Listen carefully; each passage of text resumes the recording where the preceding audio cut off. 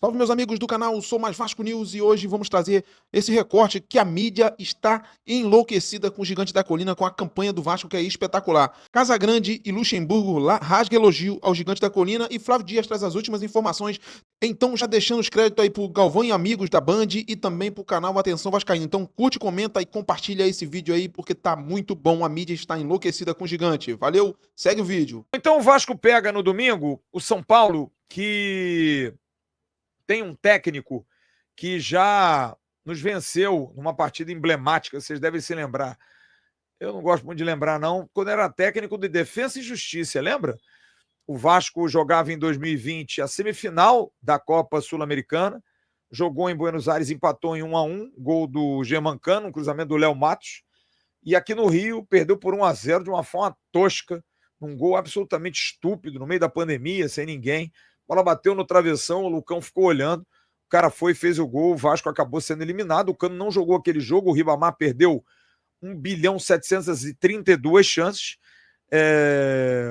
e o Hernan Crespo é o técnico que vai estar no comando sem esse jogador, que é um dos principais jogadores hoje do São Paulo, que é o Luciano. Além dele, o Mike, lateral. São dois jogadores que estão fora. E ele está sem atacante. Ele está muito sem jogador de área. O Luciano é um fazedor de gols, um jogador importante.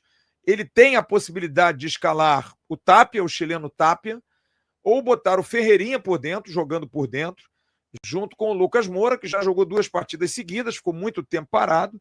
E na lateral direita, a possibilidade, o Cedric está com problema, o português está com problema no pé e está fora da temporada, é ele escalar o Mailton, que é um menino também da base do São Paulo, seria uma oportunidade. O São Paulo, que voltou a vencer agora o Bahia depois de 3 derrotas seguidas, 2 fora de casa para o Mirassol e o Grêmio, e uma em casa, aquele jogo polêmico contra o Palmeiras. São Paulo vem de eliminação na Libertadores para a LDU e tem 4 vitórias nos últimos 12 jogos. Fora de casa, venceu apenas no Campeonato Brasileiro o Fortaleza, o Inter e o Juventude. Quer dizer, São Paulo fora de casa não é essa, longe de ser, muito pelo contrário. Não é essa Coca-Cola toda e não está legal. Absolutamente não está legal. O time volta amanhã, mas quem não descansou nem ontem, nem hoje com a folga dos atletas foi essa fera aí. Rayan participou de 2 dias de atividades no CT, já treinando em campo já, e vai para o jogo. Pelo menos estará liberado pelo Departamento de Saúde e Performance do Vasco, pelo DESP, parte física ok, ficou pouco tempo parado, mas, na verdade, como eu falei até antes do jogo do Bragantino, ele sentiu um desconforto na posterior e, para não forçar a barra, para não abrir, preferiu se segurar o menino e fez certo. Deu um descanso, deu uma segurada. Rayan treinou e fez tratamento nesses dias em que ficou aqui no Rio e vai estar apto. O jogo é só domingo às 8h30 da noite. O Rayan vai estar de volta. E aí a dúvida, né? Como é que o Diniz vai montar esse time? Porque o Rayan vai voltar, com certeza. O Diniz que deve, além de pensar como fazer essa inclusão dele, se vai ser tira Verratti e bota o Rayan, o que é mais provável, tem também a dúvida ali na meiuca, que me parece que o Tietê ganha uma casinha na frente, porque domingo em Bragança foi quem jogou. Então o Tietê tem uma tendência de ser o titular mais uma vez ao lado do Cauã Barros. O Vasco que vai aproveitar e gosta dessas semanas cheias para a recuperação física dos atletas. Provavelmente alguns jogadores vão ter controle de carga, muitos fazendo recovery, dando uma melhorada, porque não tá fácil, né? A batida tá pesada demais, então vai se dar um descanso para a rapaziada, o pessoal viajando. O Nuno está com a esposa, com a namorada em São Paulo, aproveitou esses dias, Coutinho também com a família, aproveitando também o seu instituto. É bom, gente, cabeça, é legal, sabe? É uma recuperação importante física, mas principalmente mental. A pressão é muito grande para que o Vasco consiga títulos. A gente está aqui falando nisso. Esses jogadores também se cobram muito. Então, você ter esse momento de tranquilidade junto com a família, de sair para jantar com alguém querido, de receber amigos em casa, tomar um vinho, bater um papo, faz parte. Isso é muito, mas muito importante.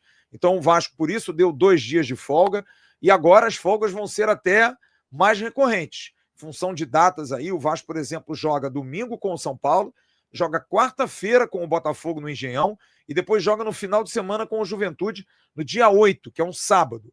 No dia 8, parando, o Vasco da Gama vai ter aí a data FIFA. E nessa data FIFA, provavelmente, vai ter um espacinho de novo, 2, 3 dias para os caras. Não tem mais necessidade de ficar exagerando em carga de trabalho. Para alguns sim, para outros não. Quem quiser, vai estar o CT aberto, o Departamento de Saúde e Performance vai estar aberto, área molhada, pessoal de indústrias de massagem, pessoal da musculação, para dar uma reenergizada nessa galera, porque o time está numa batida louca, está muito afim, porque com vitória fica muito mais fácil, mas de qualquer forma, você vê o Ryan, que é um menino, acabou sentindo. A gente tem o Felipe Coutinho, que está aí há 5 jogos de bater a sua maior média de jogos desde que começou sua carreira, impressionante.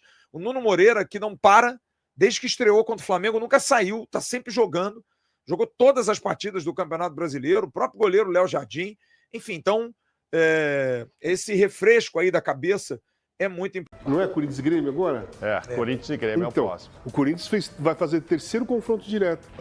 Sem contar ali, né, a recuperação do Vasco, né? A gente não incluiu aí. Eu acho que o campeão... Vitórias importantíssimas, né? Olha lá, Fluminense, Vasco, São Paulo estão respirando, né? São Paulo fez um ótimo primeiro tempo, já matou o jogo. O Vasco nem se fala, né?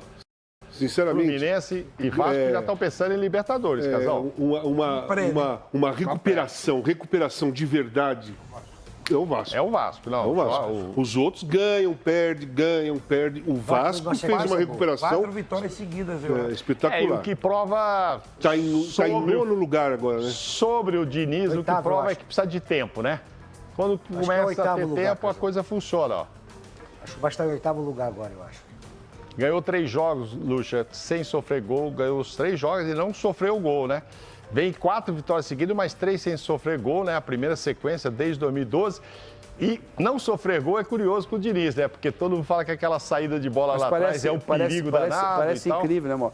Mas a melhora do Vasco de saída é aquele jogador que eles contrataram, acho que é o Roberto Renan. E Cuesta. O Cuesta e o Roberto Renan. O Roberto Renan, que tem uma saída... Roberto Renan. Isso ajuda muito no tipo de jogo que o Fernando faz. E outra coisa... Que saiu do Internacional por causa de um pênalti mal batido. Cavadinha. Se eu não Foi me dar engano, uma cavadinha e saiu. Roberto Renan e Cuesta, jogando no Vasco, não sofreram um gol, os dois juntos. Sim. Os dois juntos jogando. E tem a base do Vasco, que precisa ser mais não bem sofreram aproveitada. E o Rayan está se destacando coisa. demais. Só sobre o Robert Renan, era a base do Corinthians, Robert Renan, titular da seleção de base, capitão da seleção de base, e foi dado de graça para o Zenit, lá, do William Monteiro. Aí o Internacional foi buscar, teve aquela decisão, ele fez uma cavadinha. E agora é isso que eu digo, o futebol a gente precisa muito quando ele foi dado o negócio do né? Porque... volante? Foi? Foi o negócio do volante, que ele foi na troca do negócio do volante? Não, foi o Robert Renan, foi o Duqueiroz, Então, foi o Mantuan, foi mais 2 caras pelo Yuri Alberto. O goleiro? O Ivan. Do Yuri Alberto. Yuri Alberto. Então, quando eu digo que a gente, quando vai analisar, e às vezes analisa por emoção, hoje todo mundo está elogiando o Pedrinho. Eu sempre falei, calma, Pedrinho pegou uma SAF falida, precisa de tempo como qualquer um. Pedrinho está fazendo um trabalho ótimo no Vasco da Gama. O Vasco da Gama, ele falou, o Vasco, para mim, fica entre os 8. Hoje já está entre os 8. Né? 9º colocado, né, Cardão? Acho que é 8º, então, acho que é 8º.